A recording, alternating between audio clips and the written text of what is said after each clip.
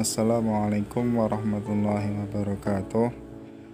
Materi ulangan akhir tahun kelas 4 Al-Quran Hadis. Yang pertama yaitu tentang isi surat Al-Qari'ah. Isi surat Al-Qari'ah adalah tentang hari kiamat. Hari kiamat adalah hari yang sangat mengerikan dan membuat semua takut akan datangnya hari tersebut. Ketika sangkakala ditiup oleh malaikat Israfil, maka semua yang di bumi akan binasa dan tidak ada yang akan selamat. Manusia akan tersebar dan kalang kabut ke sana sini dalam keadaan hina, saling bertabrakan, berlari, bahkan saling menginjak karena bingung, bagaikan laron yang berterbangan. Gunung-gunung pun akan dihambur-hamburkan seperti bulu yang dihambur-hamburkan. Dan setelah itu manusia akan diadili atas perbuatan selama hidup di dunia. Bunyi surat Al-Qari'ah. Bunyinya adalah Bismillahirrahmanirrahim. Al-Qari'ah, mal-Qari'ah, wa ma adraka mal-Qari'ah, yauma yakunun nasu kal farashil mabsus, dan seterusnya sampai ayat terakhir, ayat 11. Silahkan dibaca sendiri. Berikutnya yaitu makna surat Al-Qari'ah ayat 6 dan 7. فَأَمَّا مَنْ ثَقُلَتْ مَوَازِينُهُ فَهُوَ فِي عِيشَةٍ رَاضِيَةٍ. Artinya, dan adapun orang yang berat timbangan kebaikannya, maka dia berada dalam keadaan yang memuaskan. Di sini Allah membagi manusia menjadi dua golongan. Golongan pertama adalah orang yang berat timbangannya. Ya. Adapun orang yang berat timbangannya adalah orang-orang yang beriman dan beramal soleh. Allah menjanjikan kepada mereka kehidupan yang diridhoi, yakni kehidupan yang menyenangkan, tidak ada kesusahan, tidak ada lagi kesedihan dan rasa takut. Semua tenang di dalamnya, yaitu hidup di surga yang kekal. Masya Allah. Semoga Allah memudahkan kita termasuk golongan yang pertama. Sedangkan golongan yang kedua adalah golongan bagi orang yang ringan timbangan kebaikannya, sebagaimana terdapat dalam ayat 8 dan 9. Surat Al-Qari'ah bahwa Allah Subhanahu wa Ta'ala menempatkannya pada neraka hawiyah. Berikutnya adalah gambaran hari kiamat dalam surat Al-Qari'ah. Gambarannya terdapat pada ayat keempat dan kelima yang berbunyi Yauma yakunun nasu kal farashil mabsus, bagaikan laron yang berterbangan manusia ini. Wa takunul jibalu kal ihnil manfus, dan gunung-gunung ini akan berhambur-hamburan seperti bulu yang dihamburkan. Arti kata dalam surat Al-Zalzalah dibaca dari Ida zulzilati, artinya apabila diguncangkan, al-ardu, bumi, wa akhrajati, dan mengeluarkan asqalaha, beban-beban yang berat yang dikandungnya. Waqala, bertanya, dan seterusnya. Silahkan dibaca sendiri ya, dihafalkan. Berikutnya adalah surat Al-Zalzalah. Bunyinya adalah Bismillahirrahmanirrahim. Idza zulzilatil ardu zilzalaha wa akhrajatil ardu athqalaha wa qala al-insanu ma laha yawma idzin tuhadditsu akhbaraha, dan seterusnya. Silakan dibaca dan dihafalkan. Berikutnya itu kejadian pada hari kiamat dalam surat Al-Zalzalah ayat 1 dan ayat 2 yang berbunyi Idza zulzilatil ardu zilzalaha wa akhrajatil ardu asqalaha. Artinya apabila bumi diguncangkan dengan goncangan yang dahsyat dan bumi telah mengeluarkan beban-beban berat yang dikandungnya. Ini adalah gambaran gempa bumi, itu terdapat dalam surat Al-Zalzalah ayat 1 dan 2. Berikutnya yaitu isi surat Al-Zalzalah. Isinya adalah perhitungan Allah yang sangat adil, sehingga orang yang melakukan kebaikan sedikit saja akan mendapatkan balasannya. Sebaliknya, orang yang melakukan kejahatan sedikit pun akan mendapat siksanya.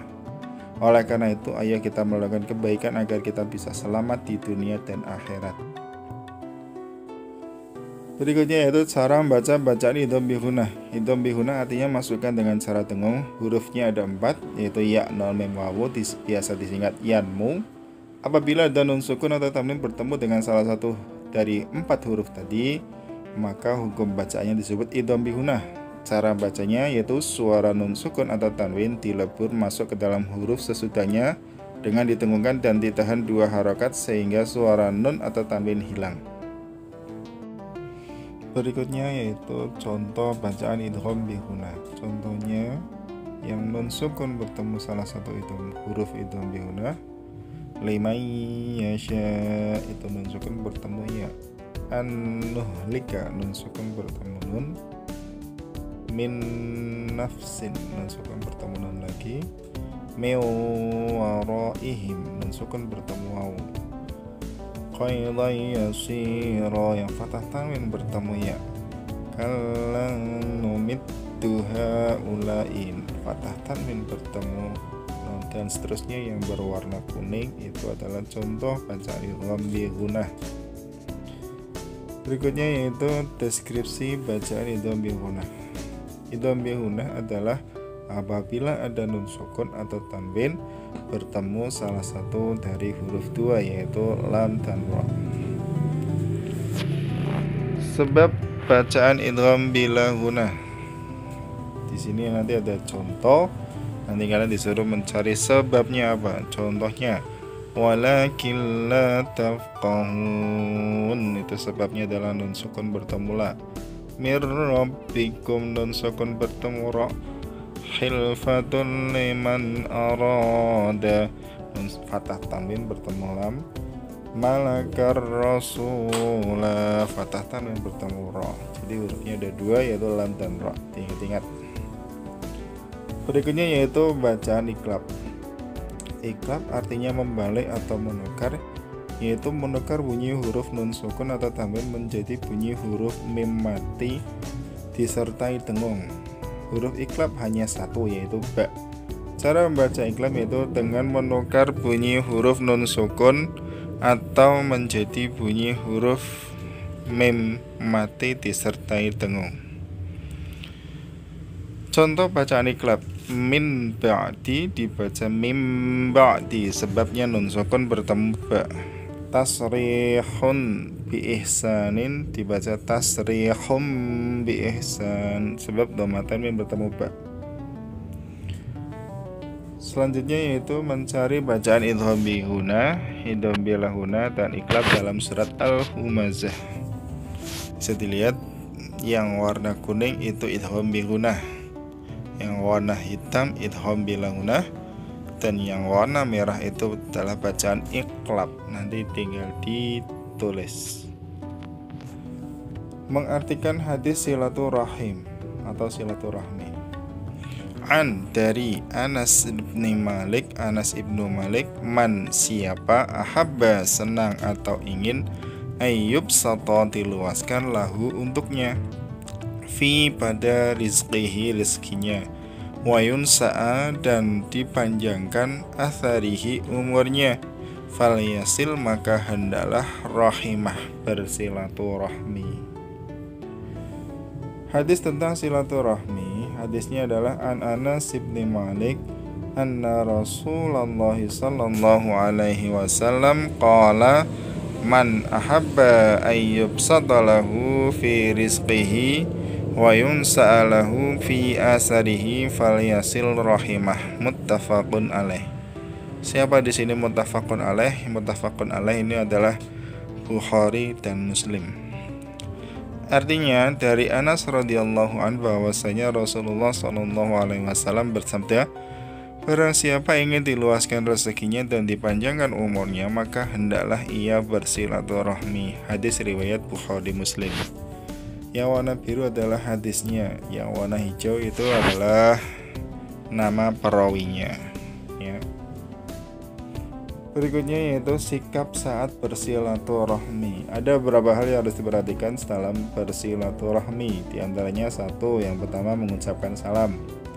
Yang kedua berjabat tangan dengan muhrim. 3 berbicara santun. 4 memilih waktu yang tepat. Manfaat dari silaturahmi.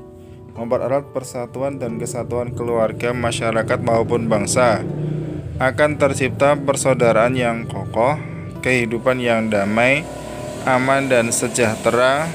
Orang yang selalu menyambung silaturahmi akan diluaskan rezekinya dan dipanjangkan umurnya.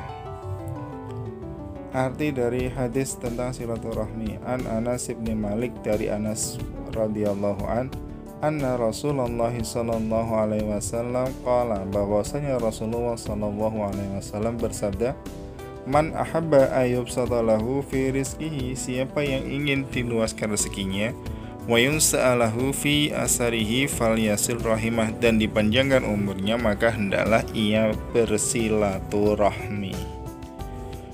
Makna dari silaturahmi, apa sih silaturahmi? Silaturahmi adalah salah satu amalan umat muslim untuk menyambung tali persaudaraan dengan cara berkumpul dan bersama keluarga yang dapat dilakukan kapan saja.